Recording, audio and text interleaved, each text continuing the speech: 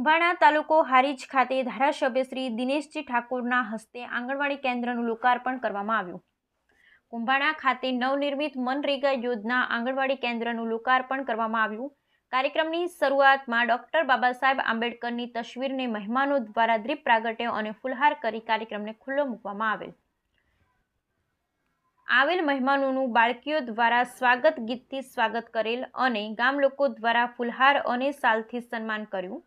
રમેશભાઈ સોલંકી દ્વારા 2018માં મંજૂર થયેલ આંગણવાડી વિવાદમાં પડેલ જે બાબતે કલેક્ટર શ્રી પાટણને સ્વાગત ફરિયાદ કરી સુખદ ઉકેલ લાવેલ। આ કામગીરીમાં નવસર્જન ટ્રસ્ટ પાટણના નરેન્દ્રભાઈ પરમારનો પણ સાથ સહકાર મળેલ।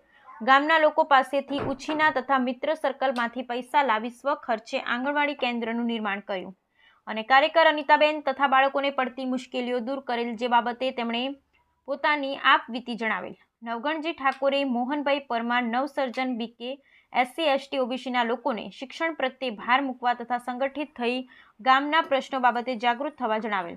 ધારાસભ્ય શ્રી દિનેશભાઈ ઠાકોર દ્વારા પ્રસંગને અનુરૂપ શિક્ષણ બાબતે પ્રાસંગિક પ્રવચન કરી શિક્ષણ માટે પોતાના ફંડમાંથી 1 લાખ રૂપિયા આપવાની જાહેરાત કરેલ।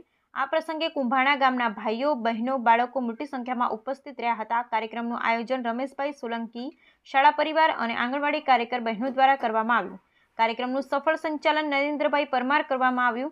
આ પ્રસંગે ધારાસભ્ય શ્રી દિનેશભાઈ ઠાકોર, નવગણજી ઠાકોર, હસમુખભાઈ સક્સેના, નરેન્દ્રભાઈ પરમાર, મોહનભાઈ પરમાર, અમૃતભાઈ પરમાર, આંગણવાડી સુપરવાઇઝર બહેન સહિત મોટી સંખ્યામાં લોકો હાજર રહ્યા હતા।